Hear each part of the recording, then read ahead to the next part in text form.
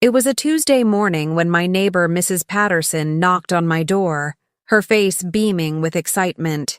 "Joyce Ann, I just saw Joshua at the grocery store. Congratulations on becoming a grandmother." The words hit me like ice water.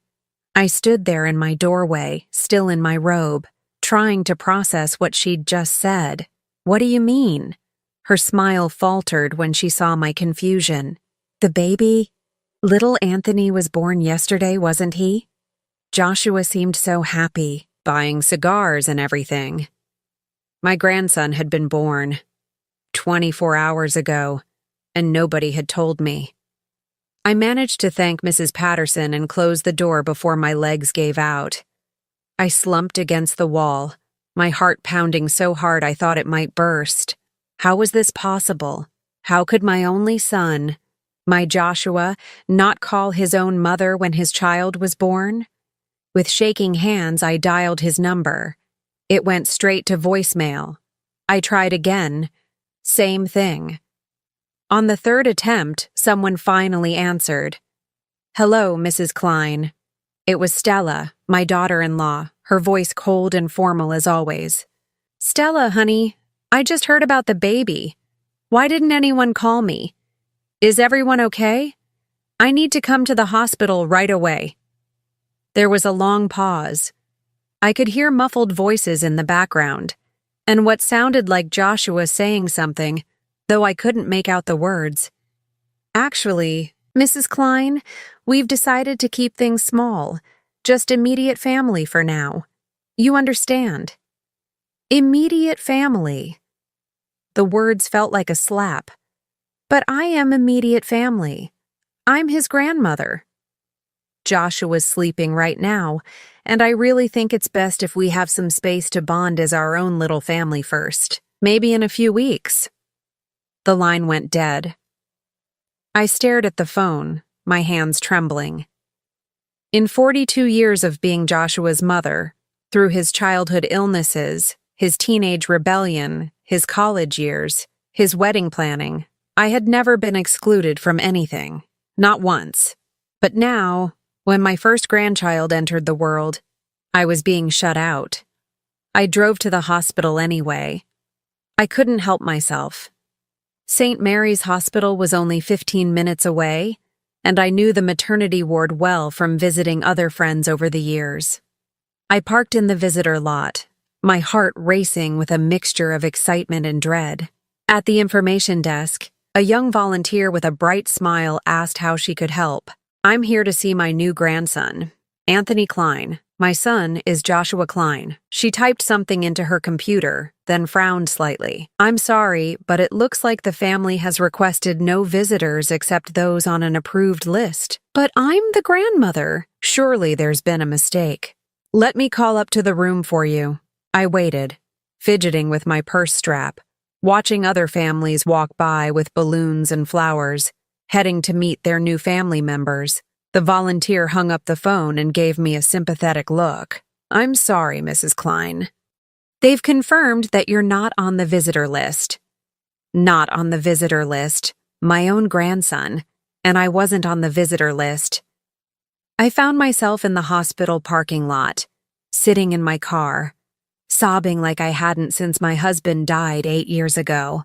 The pain was physical, a sharp ache in my chest that made it hard to breathe. People walked past my car, heading into the hospital with gifts and smiles, and I wondered how many of them were meeting their grandchildren for the first time. How many of them were experiencing the pure joy that had been stolen from me. I called Joshua's number again and again, but it kept going to voicemail. Finally, I left a message, my voice barely steady. "Joshua, it's your mother. I know Anthony is here, and I just want to meet my grandson. Please call me back. I love you." He never called back that day, or the next, or the day after that. 3 days later, I finally received a text message. "Mom, we need some time to adjust. Stella is having a hard time, and we want to bond as a family first. We'll call you soon." Soon. Such a small word that would haunt me for the next 3 years. That night, I sat in the nursery I had prepared in my spare bedroom. I'd spent weeks decorating it, choosing the perfect crib, hanging little star decals on the ceiling, organizing tiny clothes I'd bought in anticipation of babysitting my grandchild. Now it felt like a tomb. I looked at the framed photo on the dresser, Joshua as a baby, sleeping peacefully in my arms. I had been so young then, just 28, and so completely in love with this tiny person who had made me a mother. Now, at 70, I was being told I couldn't be a grandmother. The cruelest part wasn't just the exclusion. It was the realization that my son had chosen this. He had stood by and let his wife ban me from the most important moment of our family's life. And I had no idea that this was only the beginning. 3 years, 36 months, 1,095 days of being erased from my grandson's life. The math became an obsession. I found myself calculating how many bedtime stories I'd missed, how many first words, first steps, first everything. Anthony would be walking now, probably talking, maybe even asking questions about the world around him, and he had no idea I existed. The first year, I tried everything. I sent birthday cards that came back marked "Return to Sender." I bought Christmas presents that sat unopened in my closet because I had nowhere to deliver them. I drove past their house sometimes, hoping for a glimpse of my grandson playing in the yard, but their windows were always closed, their lives hidden from me. I attended every public event I thought they might be at: the annual summer festival, the farmer's market, even Joshua's company picnic where I pretended to be shopping at nearby stores, scanning the crowds for a familiar face. But they seemed to have vanished from all the places we used to cross paths. The worst part was how methodical it all felt. This wasn't just distance or busy schedules. This was deliberate erasure. When Anthony turned 1, I spent the entire day crying. I'd bought him a musical teddy bear that played "Twinkle, Twinkle, Little Star," and I held it close, imagining his little hands reaching for it, his eyes lighting up at the melody. Instead, it joined the growing collection of unwrapped gifts in what used to be his nursery. My friends tried to help, but their well-meaning advice only made things worse. "Have you tried talking to a lawyer?" Margaret suggested over coffee. "Maybe you have grandparents' rights." But I couldn't bring myself to take legal action against my own son. The thought of standing in a courtroom, fighting for court-ordered visitation with my own grandchild, felt like admitting that our family was truly broken beyond repair. By the second year, the hope began to fade. I stopped checking my phone constantly for messages that never came. I stopped driving past their house. I even started boxing up the nursery, though I couldn't bring myself to actually donate the items. The isolation was suffocating. Joshua had been my only child, my only family after my husband passed. His rejection meant complete solitude during holidays, birthdays, and all the small moments when you want to share life with someone who loves you.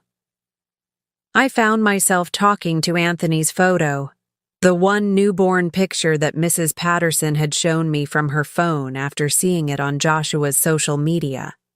I'd asked her to print it for me, and she'd obliged, though I could see the pity in her eyes. "Happy second birthday, sweetheart," I whispered to the photo last October. "Grandma loves you so much. I hope you're having the most wonderful day." The hardest moments came unexpectedly, seeing other grandmothers at the grocery store with their grandchildren, watching families at the park, commercial jingles about family gatherings during the holidays. Each reminder was a fresh wound. I started seeing a therapist, Dr. Martinez, because the loneliness was becoming unbearable. She helped me understand that this wasn't about something I'd done wrong. This was about control and manipulation, about someone who saw me as a threat to their perfect family picture. "Stella views you as competition," Dr. Martinez explained during one of our sessions. "Some people need to be the center of attention, and they see extended family as obstacles to that control. But understanding it didn't make it hurt less. The third year brought a different kind of pain. Acceptance mixed with resignation. I stopped expecting phone calls. I stopped hoping that Joshua would come to his senses and realize what he was doing to our family. I started living for myself again, something I hadn't done since becoming a mother at 28. I took up watercolor painting, joined a book club, even planned a solo trip to Ireland that I'd been postponing for years. But late at night, when the house was quiet and the loneliness crept in, I still wondered about Anthony. Was he a happy child? Did he look like Joshua did at that age? Did he ever ask about grandparents? Most painfully, I wondered if Stella had convinced them that I was dead. It would be easier to explain my complete absence that way than to admit they'd chosen to cut me out. The day everything changed started like any other Wednesday. I was tending to my small garden, trying to coax my tomatoes into ripening before the first frost, when my neighbor Mr. Rodriguez knocked on my fence. "Joyce Ann, you need to check your numbers," he called out, waving a newspaper in the air. "What numbers?" I asked, wiping dirt from my hands. "The lottery. Last night's drawing. I think you might have won something big." I'd been buying the same lottery numbers for 15 years, a combination of family birthdays, including Anthony's, even though I'd never met him.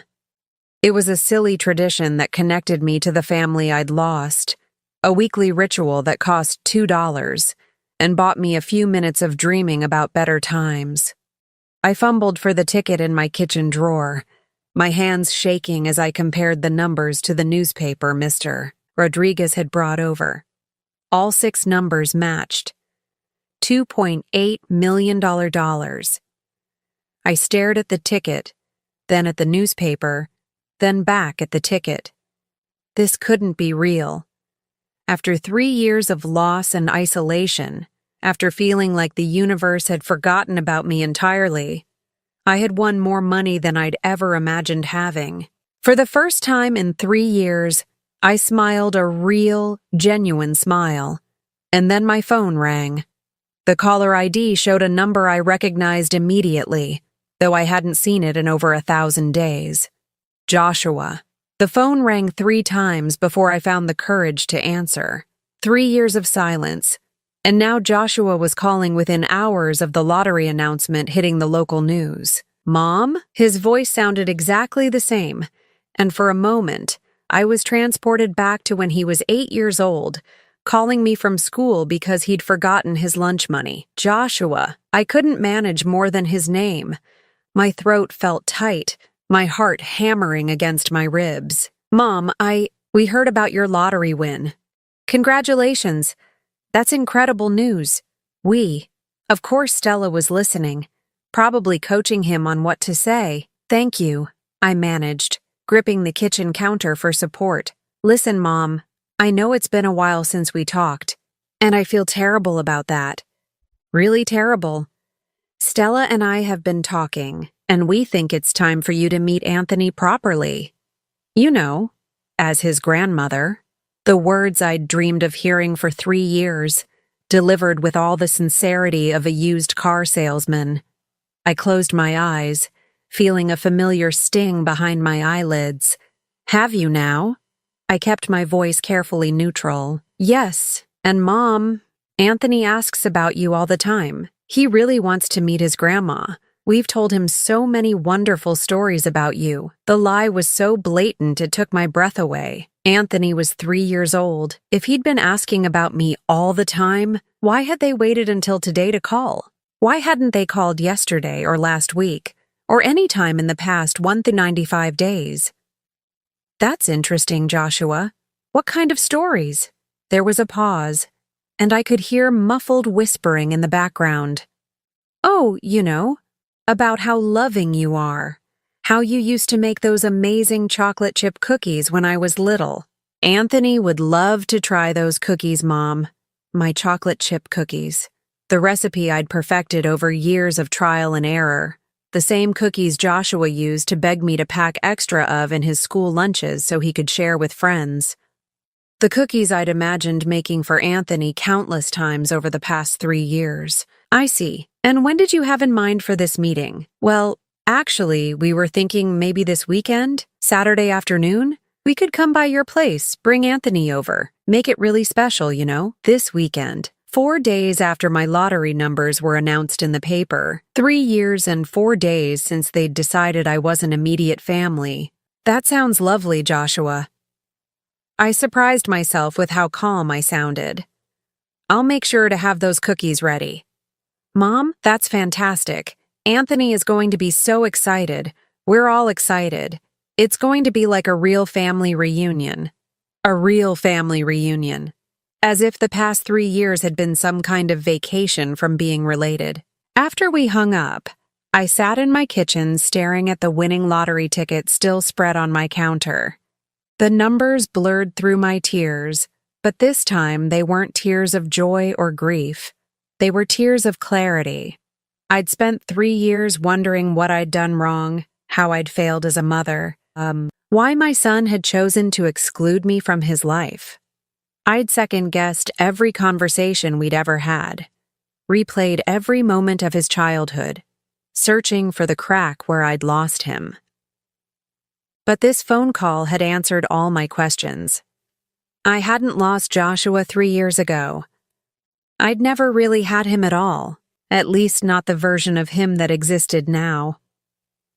The Joshua I'd raised, the one who used to call me every Sunday just to chat, who remembered my birthday without prompting, who once drove 4 hours in a snowstorm because I'd mentioned feeling lonely. That Joshua had been replaced by someone I didn't recognize, or maybe this was who he'd always been, and Stella had just given him permission to show it. I called Dr. Martinez and scheduled an emergency session. How do you feel about seeing them again? She asked after I'd explained the situation. Angry, I admitted, but also curious. I want to see what kind of performance they'll put on. I want to meet my grandson, even if it's under these circumstances. And what are you planning to do about the money? That was the question I'd been avoiding. When I'd first seen those matching numbers, my immediate impulse had been to plan a generous future for Anthony. College funds, family vacations, a beautiful home where he could visit his grandmother whenever he wanted. But that was before Joshua's phone call, before the transparent desperation in his voice, before the obvious coaching from Stella in the background. I'm not sure yet, I told Dr. Martinez. But I know one thing. I'm not going to be anyone's ATM, not even my son's. That evening, I did something I hadn't done in 3 years. I baked chocolate chip cookies, the familiar rhythm of measuring flour, creaming butter and sugar, folding in the chocolate chips. It all felt like muscle memory. As the first batch baked, filling my kitchen with the scent of my childhood, my grandmother's recipe, Joshua's favorite treat, I made a decision. I was going to give them exactly what they deserved. The cookies came out perfect, golden brown with slightly soft centers, just the way Joshua had always liked them. I packed them in the same blue tin I'd used for his school lunches, the one with tiny dents from years of use. Then I sat down and made a phone call to my financial advisor. Margaret, it's Joyce and Klein. I need to discuss some options for my lottery winnings. Specifically, I want to know about charitable donations and how quickly they can be processed. By Friday night, everything was arranged. The cookies were ready, the house was spotless, and my plan was set. Saturday couldn't come soon enough. Saturday afternoon arrived with the kind of perfect autumn weather that belonged in a greeting card. Golden leaves drifted across my front yard, and the air held that crisp promise of winter that used to make me excited for holiday gatherings. I was ready an hour early, sitting by my front window with the blue tin of cookies on my lap, watching for Joshua's car. When the silver SUV finally pulled into my driveway, my heart stopped. There, in a car seat in the back, was Anthony. Even from a distance, I could see he had Joshua's dark hair and what looked like his father's stubborn chin. He was bigger than I'd imagined, no longer the baby I'd been picturing for 3 years.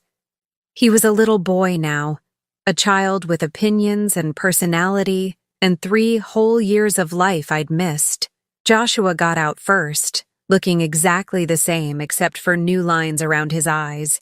He was 31 now, though the stress of whatever they'd been dealing with seemed to have aged him. Behind him, Stella emerged from the passenger side, and I was shocked by how different she looked. The Stella I remembered from their wedding 7 years ago had been pretty in an understated way, with soft brown hair and a genuine smile. This Stella had been transformed into someone else entirely. Her hair was now platinum blonde, expensively styled, and she wore what was clearly a designer outfit that probably cost more than my monthly grocery budget. But it was her expression that caught my attention. She was surveying my modest house with barely concealed disappointment, as if she'd expected to pull up to a mansion. I opened my door before they could knock, forcing a warm smile. "Joshua!" I exclaimed, opening my arms. He hesitated for just a moment, long enough for me to notice, before stepping into the hug.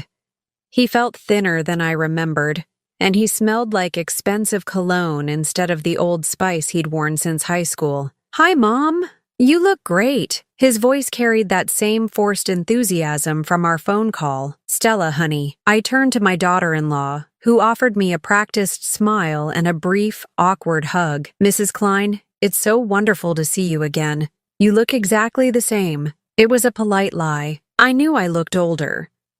3 years of grief and isolation had added new wrinkles, new gray streaks in my hair, but I appreciated the gesture. And then Joshua opened the back door of the SUV and lifted out Anthony. My grandson was beautiful, not just grandmother bias beautiful, but genuinely stunning, with Joshua's dark eyes and what looked like my late husband's nose. He was wearing a tiny button-down shirt and khaki pants, dressed like a miniature adult, and he clung to Joshua's shoulder with the kind of shyness that made my heart ache. "Anthony, this is Grandma Joyce-Ann," Joshua said softly. "Remember we told you about her?" Anthony peeked at me from behind Joshua's shoulder, his thumb firmly planted in his mouth despite being 3 years old. "Hello, sweetheart," I whispered, fighting back tears. "I'm so happy to finally meet you." He didn't respond, just buried his face deeper into Joshua's neck. "He's a little shy at first," Stella explained, though her tone suggested this was somehow my fault. "He'll warm up once he gets to know you." Gets to know me, as if I were a stranger they'd just met, instead of the grandmother who'd been deliberately kept away from him for his entire life. We moved into my living room, and I watched as Stella's eyes cataloged everything. The outdated furniture, the family photos, the modest decorations I'd collected over the years. I could practically see her calculating the value of my possessions, probably wondering where all that lottery money was going to be spent. "Can I get anyone something to drink?" I offered. "I made fresh lemonade, and I have chocolate chip cookies, Joshua's favorite recipe." "Cookies!" Anthony suddenly perked up, wiggling in Joshua's arms.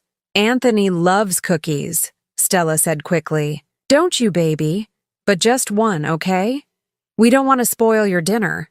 I brought out the blue tin, the same one I'd packed Joshua's school lunches in, and watched as Anthony's eyes widened at the sight of the cookies inside. "Go ahead, sweetheart," I encouraged him. He reached for one with his small hands, took a tiny bite, and his whole face lit up. "Good," he announced, crumbs falling onto his pristine shirt. "What do you say, Anthony?" Stella prompted. "Thank you, Grandma," he said obediently, and my heart nearly burst. For the next hour, I watched my son and his wife perform the most elaborate charade I'd ever witnessed. They praised my house, complimented my decorating, and made small talk about the weather and the neighborhood. Stella gushed about how much Anthony had been looking forward to this visit, while Joshua nodded along and added comments about how sorry they were it had taken so long to arrange. But their eyes kept wandering. Stella asked pointed questions about my investment plans, and whether I was thinking about upgrading my living situation. Joshua mentioned how expensive childcare had become, how they were thinking about buying a bigger house, how Anthony would need a college fund soon. They weren't being subtle. They were like actors who'd forgotten their lines and were improvising badly. The most telling moment came when Anthony spilled juice on his shirt. Without thinking, I reached for him with a napkin, the way any grandmother would instinctively help her grandchild. "Don't," Stella said sharply, then caught herself and softened her tone. "I mean, I've got it. Thanks, though."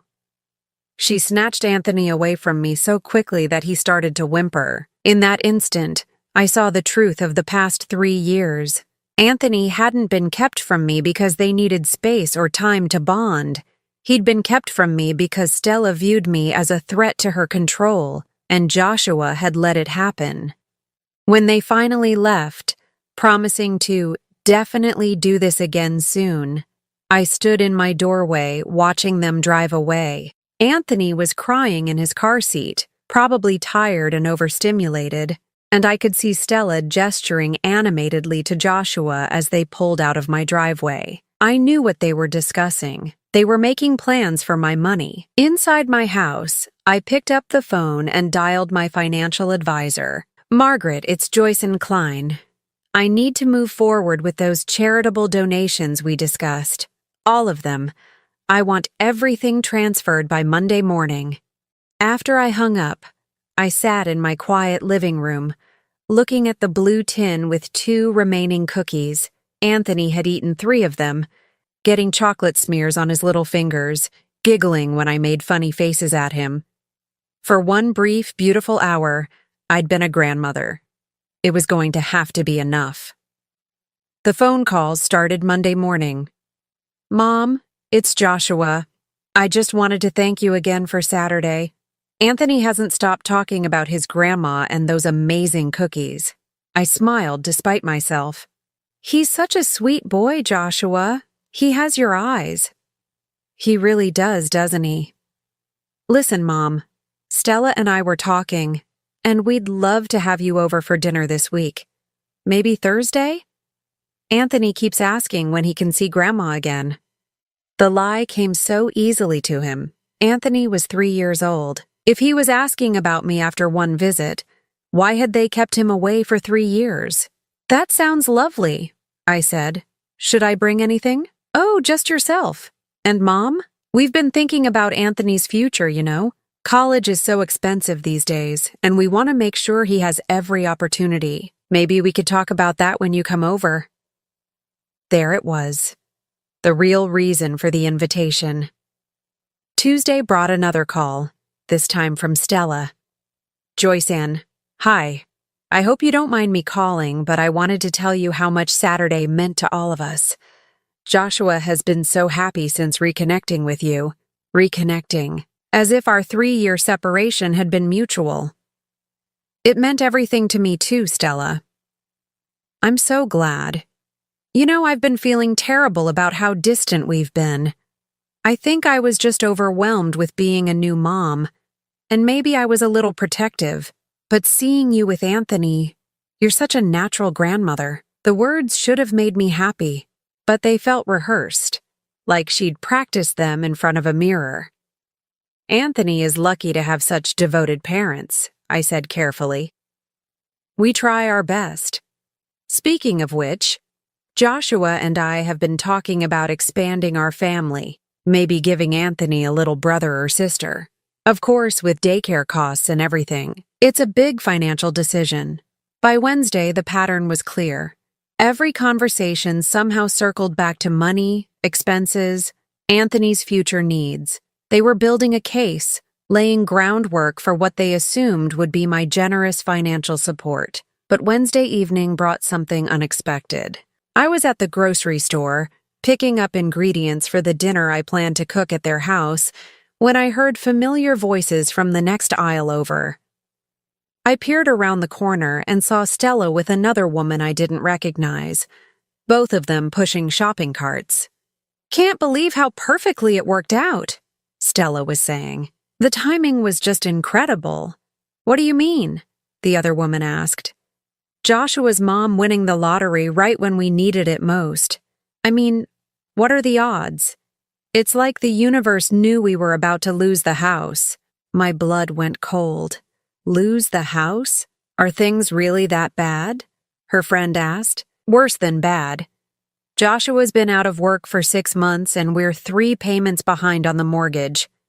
I've been selling everything I can on Facebook, but it's not enough. We were literally about to file for bankruptcy when that lottery announcement hit the news. I gripped my shopping cart handle. My knuckles white. So you think she'll help? Stella laughed, a sound I'd never heard from her before, cold and calculating. Are you kidding?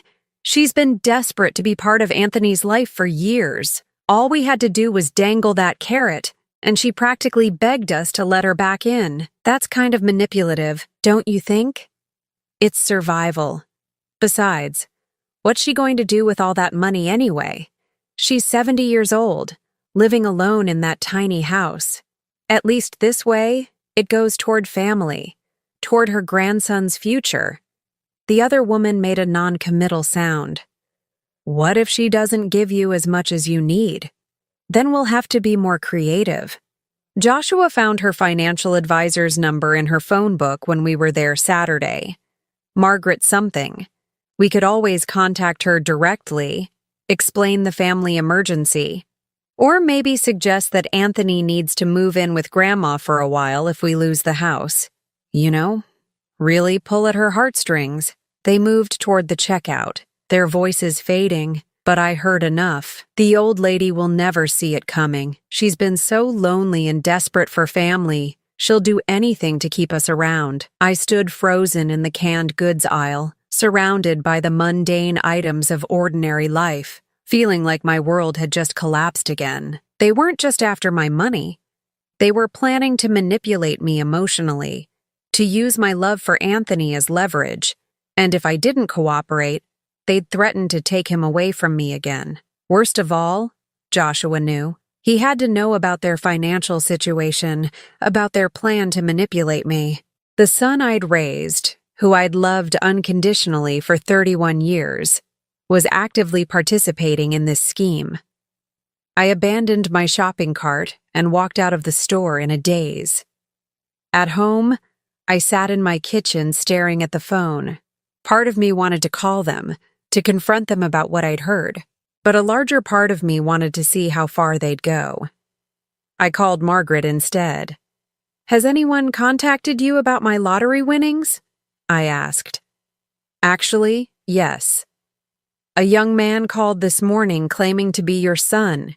He said there was a family emergency and asked about accessing funds quickly. I told him I couldn't discuss your finances with anyone without written authorization from you. What kind of emergency did he mention? Something about medical bills and potential foreclosure. He seemed quite desperate. I assumed you'd authorized him to call. Medical bills. They'd upgraded their story. Margaret, I need you to add a security password to my account. Don't discuss anything with anyone, even if they claim to be family, unless they have that password. After I hung up, I walked through my house looking at everything differently. They'd been here Saturday, taking inventory. Stella had asked about my investment plans and whether I was thinking about upgrading my living situation. Now I understood why. They weren't just planning to ask for money. They were planning to take everything. I picked up Anthony's photo from the mantel, the one Mrs. Patterson had printed for me 3 years ago. He was so tiny in that picture, just days old, completely innocent of the adults who would use him as a weapon. That little boy deserved better than parents who would manipulate his grandmother's love for their own gain. He deserved better than a father who would participate in such cruelty. And I deserved better than being treated like a foolish old woman who could be easily manipulated. Thursday's dinner was still happening, but not the way they expected. Thursday evening, I arrived at Joshua and Stella's house with a homemade lasagna and a carefully rehearsed smile. Their neighborhood was nicer than I'd expected. large houses with manicured lawns that spoke of money and status. But now I knew the truth behind the facade. "Mom!" Joshua greeted me with what seemed like genuine enthusiasm. Come in, come in. Anthony's been asking about you all day." The house was beautiful but felt cold, like a showroom rather than a home. Everything was perfectly arranged, from the matching throw pillows to the strategically placed family photos. I noticed several boxes stacked in corners, probably items Stella had mentioned selling. Anthony ran to me the moment he saw me, wrapping his little arms around my legs. "Grandma, did you bring cookies?" "Anthony, what do we say?" Stella chided, but she was smiling. The performance had begun. "Please, can I have cookies, Grandma?" "After dinner, sweetheart," I promised, ruffling his hair. "But I did bring something special for you." I pulled out a small wrapped gift, a children's book about grandmothers. Anthony tore into the wrapping with the enthusiasm only a 3-year-old could muster. "What do you say to Grandma?" Joshua prompted. "Thank you." Anthony hugged the book to his chest, then looked up at me with Joshua's dark eyes. "Will you read it to me?" "Of course, baby. Maybe after dinner." Stella appeared at my elbow. "Joyce-Ann, you're just so generous. Anthony is so lucky to have such a thoughtful grandmother." The word lucky hung in the air between us. Lucky to have a grandmother they'd kept hidden for 3 years until they needed money. Dinner was an elaborate production. Stella had clearly spent considerable effort preparing everything perfectly, despite their supposed financial crisis. The table was set with china I was sure they couldn't afford, and the wine Joshua poured was expensive. "This is all so lovely," I commented, looking around. "You two have such beautiful taste." "Thank you," Stella beamed. "Though, to be honest, we've been thinking about downsizing. This house is really more than we need, and the expenses—" "Here we go," I thought. "Houses can be such a burden," I agreed. "All those repairs, property taxes, insurance." Joshua jumped in. "Exactly. And with Anthony getting older, we need to think about his future. College costs, you know? We want to make sure he has every opportunity." "Of course. Family is the most important thing." They exchanged a quick glance, and I could practically see them congratulating themselves on how well this was going.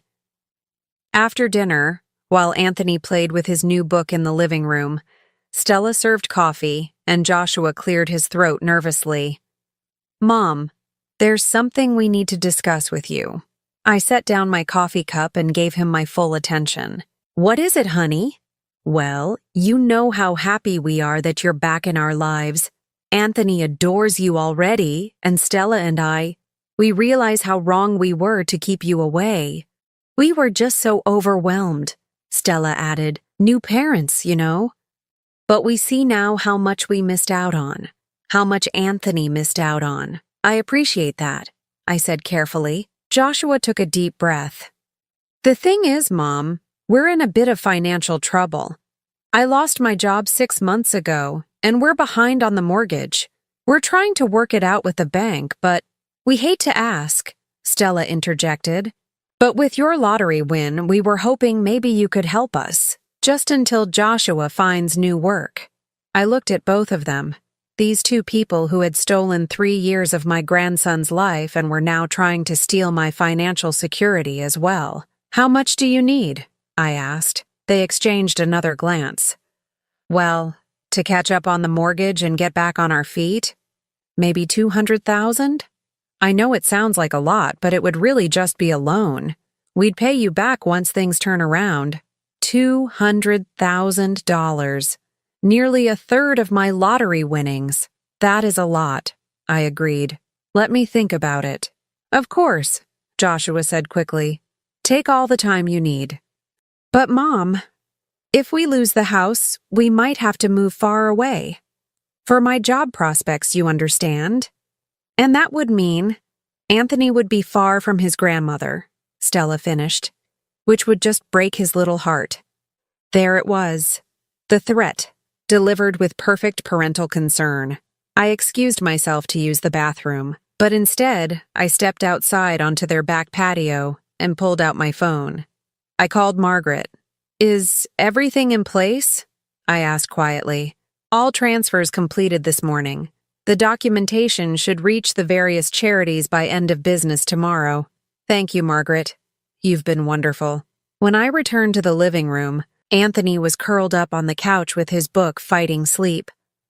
I sat beside him and gathered him into my arms, breathing in his little boy scent of shampoo and innocence. "Grandma," he murmured sleepily, "will you come see me again?" My heart broke a little. "I love you so much, Anthony. Don't ever forget that." Joshua and Stella were watching us with satisfied smiles, probably calculating how much my obvious attachment to Anthony was worth. I stood up, gently settling Anthony on the couch, and turned to face them. "I've made my decision about the money," I announced. They both leaned forward eagerly. "I'm not giving you any of it." The silence that followed was deafening. Stella's smile froze on her face, while Joshua blinked as if he hadn't heard correctly. "I'm sorry, what?" Stella asked. "I said no, I'm not giving you any money." Joshua's face went pale. "Mom, I don't understand. We're family. Anthony is your grandson." "Yes, he is, and for 3 years you kept him from me. Not because you needed space, not because you were overwhelmed new parents, but because Stella decided I wasn't worthy of being his grandmother." "That's not true," Stella protested, but her voice lacked conviction. "Isn't it? Then explain why you called me within hours of the lottery announcement. Explain why every conversation this week has somehow involved money or expenses, or Anthony's future costs." I pulled out my phone and opened my banking app, showing them the screen. "You see this? 0 balance. Every penny of that lottery money has been donated to children's charities. All of it." "Gone?" Stella gasped. Joshua's face went from pale to gray. "You're lying," Stella whispered. "Call Margaret Stewart at First National Bank if you don't believe me. Though she won't discuss my finances with you, I made sure of that after Joshua tried to contact her behind my back." Joshua slumped into a chair. "Mom, what have you done? We needed that money. We're going to lose everything." "No, Joshua. You lost everything 3 years ago when you chose to exclude me from Anthony's life. This money was never yours. My love for my grandson was never something you could buy and sell." Stella's mask finally slipped completely. "You selfish old woman. What kind of grandmother punishes her own grandchild out of spite?" "The kind who refuses to be manipulated and used," I replied calmly. "Anthony deserves better than parents who would use him as leverage. He deserves better than a father who would participate in manipulating his own mother." I looked at Anthony, still sleeping peacefully on the couch, unaware that his world was about to change again. "I'm leaving now," I announced, "and this time, it's my choice." I walked to the front door, but Joshua's voice stopped me. "Mom, please, don't do this. We can work this out." I turned back one last time. "Joshua, you had 31 years of my unconditional love, and you threw it away for someone who sees family as a source of income. I hope it was worth it." As I drove away from their house, I felt something I hadn't experienced in 3 years: peace. The next morning, I called my travel agent and booked a cruise to Alaska, something I'd always wanted to do. I enrolled in pottery classes at the community center. I adopted a senior cat from the local shelter, a orange tabby named Marmalade, who had also been abandoned and was looking for a quiet home to spend his golden years. I knew Joshua and Stella would try to contact me again, probably with promises and apologies and threats, but I'd changed my phone number and given it only to people who truly cared about me. 3 months later, Mrs. Patterson knocked on my door with news that Joshua and Stella had indeed lost their house and moved across the country. She didn't know where, and I didn't ask.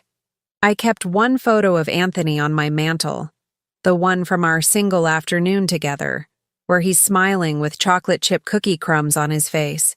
Sometimes I wondered about him, hoped he was happy wherever he was, but mostly I focused on the life I was building for myself. A life where love wasn't conditional, where family wasn't transactional, and where a 70-year-old woman could finally learn that sometimes the greatest act of love is knowing when to walk away. I was free. Now I'm curious about you who listened to my story. What would you do if you were in my place? Have you ever been through something similar? Comment below. And meanwhile, I'm leaving on the final screen 2 other stories that are channel favorites, and they will definitely surprise you. Thank you for watching until here.